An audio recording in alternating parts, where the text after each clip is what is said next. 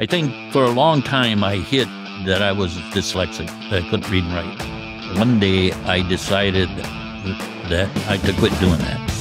Okay, this is what I am. This is what I'm going to go through life in. And now I see it as a gift. At first it was a detriment. So I think once I started to see my life, these things I have as a gift, not a penalty. Hello, everyone, and welcome to Total Michigan, where we interview ordinary Michiganders who are doing some pretty extraordinary things. I am your host, Cliff Duvenois. Today's guest had everything stacked against him. After being ridiculed by his teachers and his fellow students because he couldn't read, he decided to drop out of high school. But come to find out, his quote-unquote disability actually turned out to be his greatest asset. And now this high school dropped out, who has struggled to read, now owns a multi-million-dollar corporation, has created hundreds of high-paying jobs, and has even started his own school. Ladies and gentlemen, please welcome to the show the founder of Duperon Corporation and Duperon Education. That would be Terry Duperon. Terry, how are you? I'm good so far. Excellent. Why don't you tell us a little bit about where you're from and where you grew up? I'm from Indiantown, which is in Saginaw County. I grew up on a farm, and I really didn't want to be a farmer. I liked the mechanics of the farm, but I didn't like farming. So once I was 18, I left the farm and got a series of odd jobs. I finally got one where I cleaned parts for a machine builder and just steam cleaner, and then that turned into apprenticeship. I started to understand mechanics much better. And then I went into drawing. I learned to read prints and build machines and then learned to draw them. And then eventually I got my first patent, and it all begun there. So as a child, you were dyslexic. Yeah, in most of my life, I couldn't read and write. And I can read a little better. In the last 6 years, I make myself read every day. So I'm getting a little better at it, but not great. And I can't write. I don't write. And so I dictate that. What happened to me is in the third grade, my third grade teacher asked me to stand in front of the class and read a first grade book, Dick and Jane, and I could not read it. Then I knew there was something wrong with me because I couldn't do what everybody else is doing easily, and now I'm exposed to everybody in my world's in that room. And so it's the first time I ever felt inferior. I got sick to my stomach up there. It was a changing moment in my life. I knew something was wrong with me. So that year we studied the inventors, Eli Whitney, Edison, Henry Ford, and they become my heroes.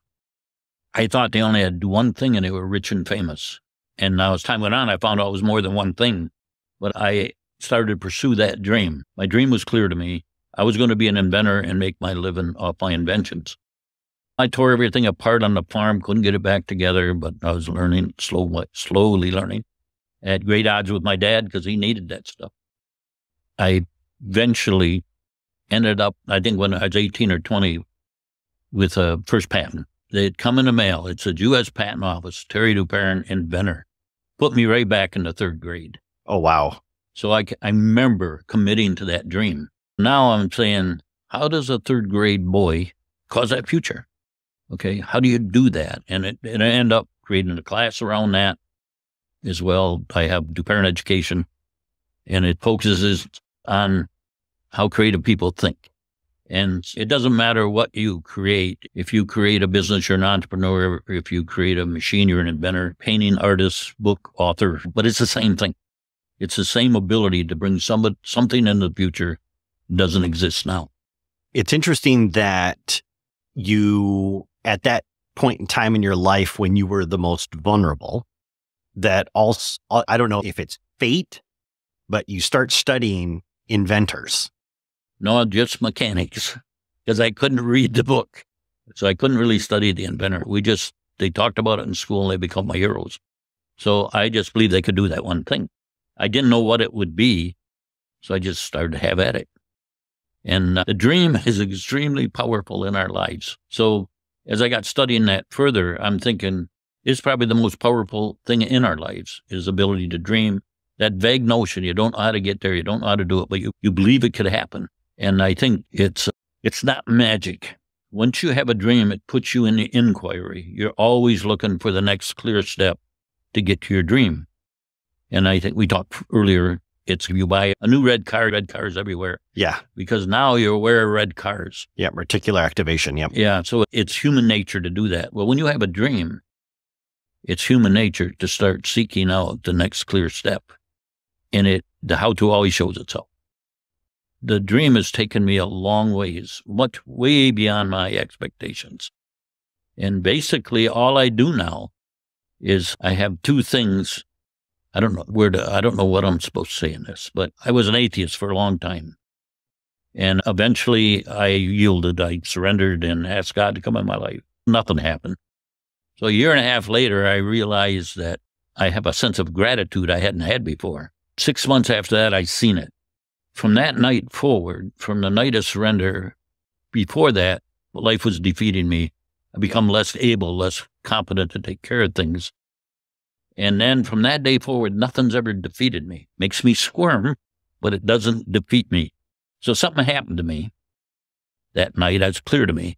Because I had not read the book, but bits and pieces I hear. When I finally surrendered and come to my Creator, He never said, shame on you. He just tilts your head and say, look over here, Terry, I have something more for you. I just do it. I just head for the dream, take the next clear step. That's my act of faith. I don't need to know where the step's taking me. I just do it because it's clear. And then my trust of God is I don't ask for 2 steps. I don't go in the future. I have a really good imagination. I can scare the heck out of myself. So I don't go there. All of that got me where we are now. And to me, you never arrive. I'm still on this journey. I don't know where it'll take me next, but I'm open to go there. So let's go back, because you were talking before about when you were 18, 20 years old, you got that official package from the U.S. Patent Office that had your name on there, Terry, inventor. What did that feel like? So what was it like to actually hold that in your hand? That was exciting, and I got it. Because it put me back to 3rd grade. I got that kid caused this. And how did he do that? So when I was asked to teach senior engineers at the university, I was trying to figure out how that 3rd grade boy did that. So I concluded it's in the way you think. That's the only difference. The people I was teaching at the university were smarter than me, way more educated than me, could read and write. But the only difference could be is the way I think. I could get patents and I could start businesses, and they struggled with that. So I set out to find that difference. So you've gotten a patent, you've gotten more patents. Yes. And you were talking about getting a patent and starting a business. So I know there's a couple different avenues that you could have taken. You could have gotten the patent and then licensed that out to somebody else and then just collect a royalty check for the rest of your life, play golf or whatever it is. But you opted to take that probably the hardest journey of anything, and that is to start a business. So why did you decide to do that? I make all my decisions based on who I am. I know who I am by the things I love and care about that matter to me, make a difference to me. Not all my faults. I don't look at those. I just look at the core. And I got the patent and I got choices, probably hundreds of choices that you could do with that. But I had the dream, which was the lifestyle of Henry Ford, I think. Okay, which meant I had to start my own business. Interesting you pick Henry Ford, but okay, go. Yeah, I was fascinated with Henry Ford. He had a lot of flaws, but he had some. And the thing on my wall right now, it says, it was from Henry Ford. It says, I asked what they wanted, they would have said a faster horse. Horses. And so most people can see what exists now. Henry could see beyond that. Okay, another way to do it. So most of us just deal with what's known, not what's unknown. He could do that. So I think that's what inventors do. They see beyond what's here now, and they bring something in the future that doesn't exist now. He probably was the key figure as my hero. And with that, we're going to take a quick break to thank our sponsors. When we come back, Terry is going to share some of his early struggles in his business and how he finally came out on top. See you after the break. Are you enjoying these amazing stories? Michigan is full of people doing some pretty extraordinary things. If you want these amazing stories sent directly to your inbox, head over to totalmichigan.com/join. What are you going to get? I'm glad you asked. First, you're going to join our awesome Michigan community. And second, you'll get an email with the top 5 interviews from the show sent directly to your inbox. This is going to include not only the powerful lessons that we've learned, but the amazing stories that these people have to share. Third, you'll get exclusive behind-the-scenes information about the show. There's a lot of things that are happening to grow this movement beyond the confines of just a radio show and a podcast. To get these goodies, head over to totalmichigan.com/join. Enter your email and join our awesome community. Welcome back to Total Michigan. I'm your host, Cliff Duvenois. Today, we're speaking with Terry Duperon. Now, Terry, before the break, you were sharing with us that you finally got your business off the ground. You were starting to make some money, but it wasn't all sunshine and rainbows. There were some times that you really struggled. Oh, constantly. Yes. Yeah. The first 3 years, I carried a pup tent in my trunk because I would make a sales call and I couldn't afford a hotel and gas. The thing is, once you have a dream, there's no work in it. I love my life. I don't think I've worked in 50 years. But when you're in the pursuit of a dream, it's not a straight road. Okay. It's a series of failures and successes. You pretty much build on the failures, so that I see failure as a benefit, not anything else. A failure is don't go that way, go this way. So that's all it was. So it didn't have the impact of a failure. And I can't say I didn't feel it. I feel failure. I feel the emotional impact of that. I think nobody's comfortable, likes it, but I accept it as a benefit. In the early days, there was a lot of things I come up with that didn't sell. And so I quit doing that. And I got patents that didn't sell. So your pursuit of the journey is greater than the failure of the things you try. So once you have it, you keep your eye on the dream. But as long as that dream's alive, you'll start seeing ways to get there. It's not a straight line. Yes, that's true. See, I think my family life's messy. Business is messy. Life is messy. And I don't have an expectation that it would be different than that. I think for a long time, I hid that I was dyslexic. I couldn't read and write. One day, I decided that I had to quit doing that. Okay, this is what I am. This is what I'm going to go through life in. And now I see it as a gift. At first, it was a detriment. So I think once I started to see my life, these things I have as a gift, not a penalty. To give you an example, in school, I question everything and I analyze everything. So I would be asked a question and they'd say, well, he probably was. And I'm saying, he's probably dead. I'm analyzing the whole question. Well, by the time I get ready to answer it, there are 3 questions now. So it really hindered me in school. But when it comes to inventing, solving a problem, it was an asset. So the very thing that haunted me become my biggest asset. So I'm grateful for it now, but I wasn't most of my life. Would you give up the life that you have now? Oh, I love my life. No. So then if we could go back in time, right, when Terry is being formed, and if we took away this gift of dyslexia, would you have the same life? No, I'd probably have a job someplace. So I love the lifestyle. I love the challenge. You're fully alive in this game. Yes, you are. So it doesn't have to go smooth. You don't expect it to go smooth. Now, I was asked I was working on a first book called A Different Ability with a professor, Lowell Plager, and he was a principal of schools to teach handicapped people. So I worked with him on that. And the first question he asked me is, most kids that have what you have, crawl in the corner, they never do anything with their lives. What made you think you could do anything? So it took me a month to answer that. And my father and I didn't get along very well. He's a hot-headed Frenchman and he swears a lot and he's mad at me a lot. I wouldn't know anything about that. So I would avoid him because he was scary to me. But he did never let me off the hook. He always put me back on the tractor.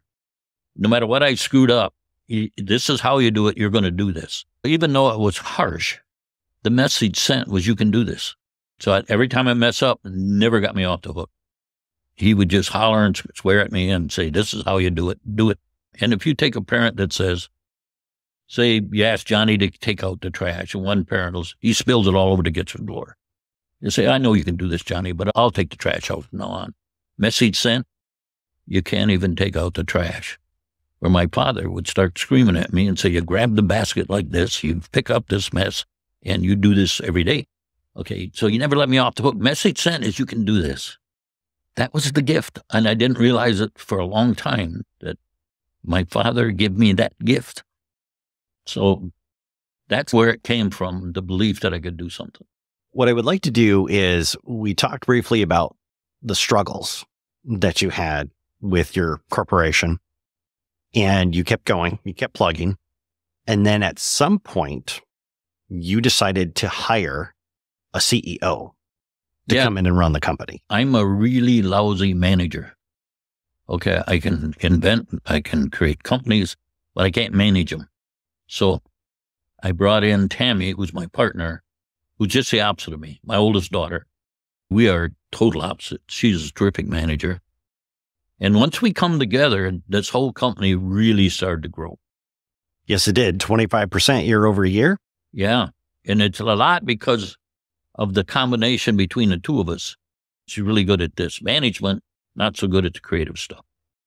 Good at creative management, but not create machines and businesses. But once she starts working only in her strengths and me only in my strength, it just expanded.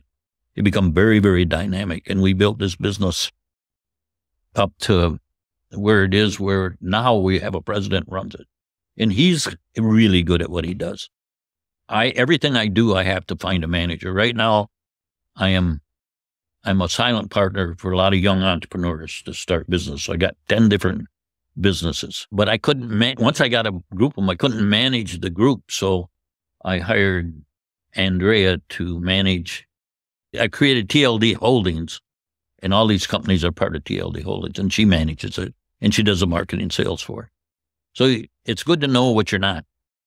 But it's interesting because my follow-up question to that is a lot of the times ego becomes part of the equation. And so, you're struggling with your business. You really want it to go. I know a lot of people out there that would just keep doing the same thing over and over again. But you had the presence of mind to think, you know what, maybe this isn't my strength. Maybe I should get somebody else in here to do this. And that's when Tammy comes on board. And I'm a slow learner because at that time, I lost everything I had plus $1 million I didn't have. Wow. Okay. Now you start to decide why. And so I drew a graph and I said, I started here and then I did making some money, got a good job, a new idea, and I spent too much money too fast. And pretty soon I'm in trouble again. Then I'm back up again. I'm doing $5 million projects. Then I'm back down again. And then as on my way down again, I seen it. Every one of those things were bad management, bad choices, not manage money very well. So once I seen it, then I could say, yep, Terry, you'll be doing this the rest of your life without her. And that line just straightened out when we started growing. You got to fill in the blanks. You got to fill in what you're not.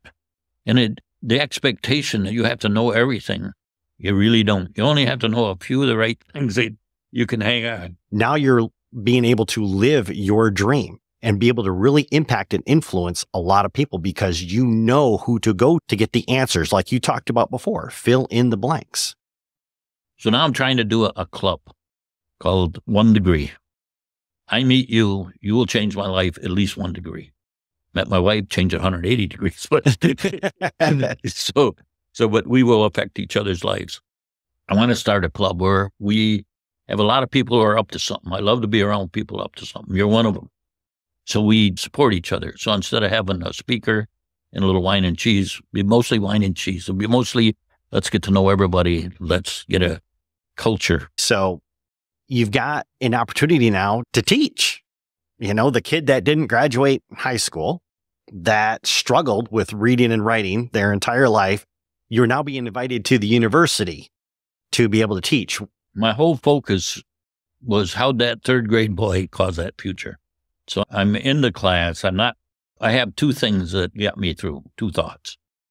One is never be the one that limits you. I would rather fail than not try.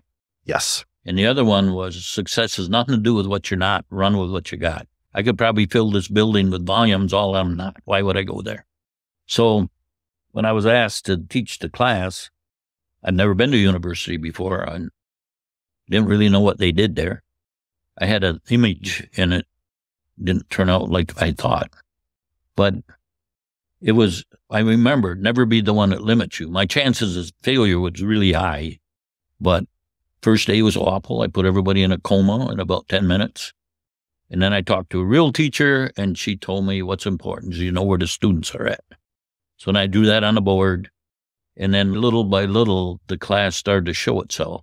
And I taught there for 3 years. Then I thought, if you're gonna teach entrepreneurship, you ought to be able to start your own school. So I've had about 3,000 people go through that, and professor in university, I've taken it.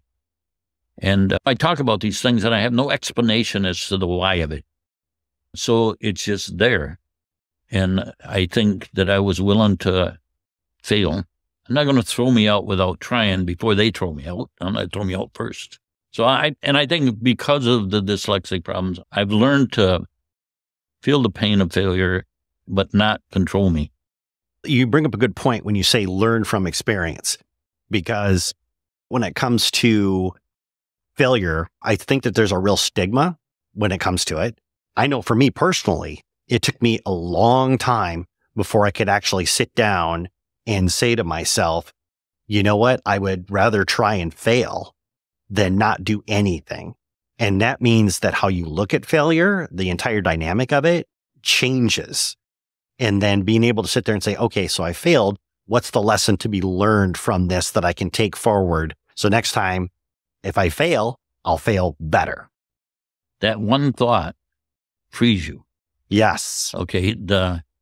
I think most of us do not want to live where it's familiar and known. And once you step out of that, once you do what you just said you're going to do, open to failure, now you're on this blank sheet of paper where there's all the unknowns are there. Right. It's intangible, all the things there, and it's uncertain.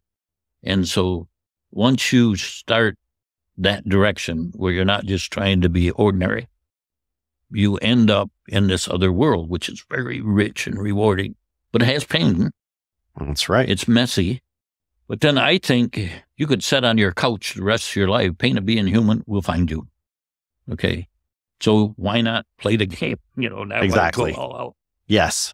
In addition to teaching your gift of dyslexia, you publish books, and you've got a new one coming out, The Misfit Millionaire. Yeah. So talk to us a little bit about being an author. I hired a writer to write it, and then he wrote legacy books, and I thought I didn't really want a legacy book. I would like to have a book for my great-grandfather or grandmother, the life and times, a book. Right. And I thought I would really value that. So I thought I'll do that for my grandkids. So I started the book, and then I started with as far back as I could remember. So The Misfit Millionaire, the thing that bothers me about that title, the author did some studies, as that's what we should call it, and I'm all right, is that money has never been my motivator. I'm not motivated to this day by money. Money comes and goes. My attitude towards money is the same as it is in everything. Anything you hold too tight owns you. Even your health. If you're all about your health, it owns you. So the books I always had a purpose in mind for the books. One is about the class. Then the fourth book is being worked on, almost done. And it's called Glimpses of God. And I did a talk at Release to Rain, and I didn't know what was expected of me. So I thought I would just talk about those little events in your life that shift you. And I called it Glimpses of God. And it sounded like I'd seen them. It was just awarenesses. As I look back, I can see the hand of God, even when I didn't recognize him. I think so the book is around those things that happen that shift your life. And losing everything was a big shift. And what happened there is I got really depressed, couldn't get out of bed, didn't have any idea how to get out of this hole I was in.